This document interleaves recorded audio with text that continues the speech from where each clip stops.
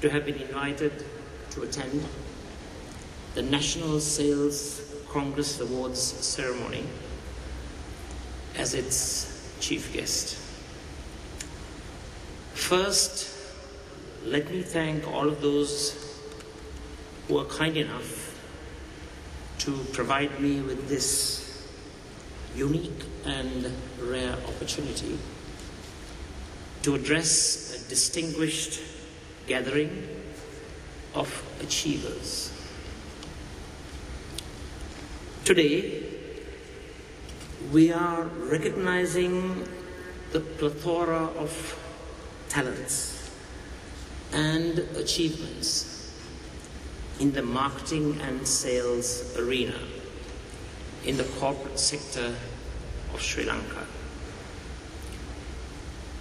It is your tireless efforts, hard work, and strategic minds that have enabled many institutions in the corporate sector to achieve high targets and hence become more prosperous. I sincerely and fervently believe that all those institutions are immensely indebted to all of you for their immense achievements in their respective business domains. You all have been the frontliners who have been the catalyst for their success. When one focuses on achieving tasks and targets, I'm reminded of a few noble utterances by the late distinguished Prime Minister of United Kingdom, Sir Winston Churchill. I quote, "You will never get to the end of the journey if you stop to shy a stone at every dog that barks." A pessimist sees the difficulty in every opportunity. An optimist sees the opportunity in every difficulty.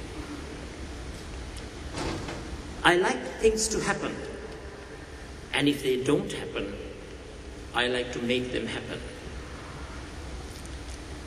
You must put your head into the lion's mouth if the performance is to be a success.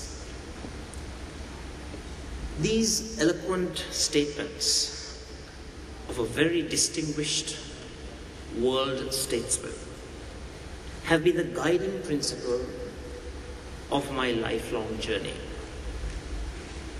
No wonder he was one of the pioneers who engineered the victory for the free world, defeating racism, tyranny, and dictatorship of the Nazis during the Second World War.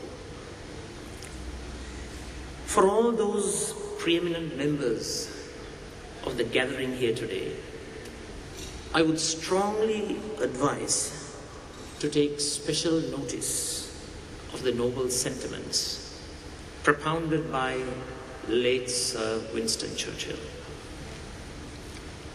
Friends, we are gathered here today to celebrate the achievements and successes of those who have excelled, those who have performed, those who have not sat on their laurels and waited for success to fall onto their laps, but rather to recognize those who have dared to have ventured outside the traditional framework, decapitating old traditions and methodologies, and thereby achieving success in leaps and bounds. Whilst success is laudable, memorable, and scintillating, one has to have the courage and the backbone to turn back and pay attention to the rest of the society who have been left out. Those who have lost out in the system have to be looked at. It is a universally accepted truism that the free market capitalist approach is the best methodology and mechanism to create wealth. However, we need to be cognizant of the externalities and social costs that are byproducts of the system. Therefore, government and corporate sector benevolence is of utmost importance in order to redress the grievances of the society, to ameliorate the imperfections and anomalies which are the sad byproducts of this system. It must be concluded that full-blown thoroughbred capitalism is not the order of the day. A just and fair society can only be established through systems, structures, and procedures that are based on benevolent capitalism. To use a more apt phrase, capitalism with a human face. Therefore, I take this opportunity to make a humble request to all of you in this audience. Now you shall smile. Now you will celebrate. Today you will enjoy your success and the happy hour. When the function is concluded, the curtains are drawn, and when it is time to leave, please think of the poor, the destitute in society, those who have become permanent members of the abject poverty circle. Please do think of the silent majority of our motherland. Once you do so, gather your energy and strength this instant to talk to your superiors and explain the importance of civic responsibility and corporate social responsibility.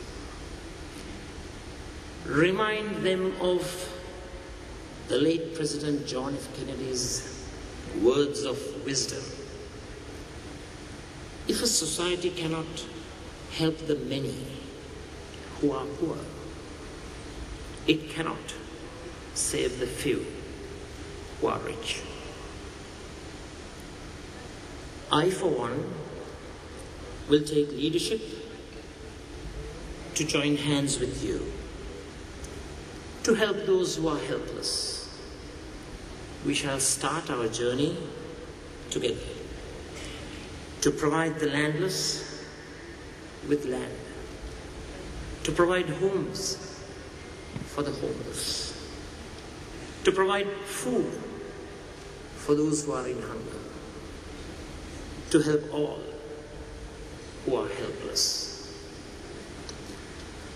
I shall leave with you with two noble thoughts of late President John F. Kennedy. He once told the citizens of the United States, ask not what your country can do for you. Ask what you can do for your country.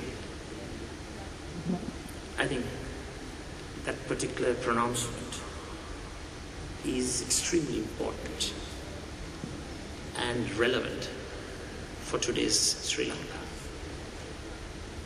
And lastly, he said, let us not seek the Republican answer or the democratic answer, but let us seek the right answer,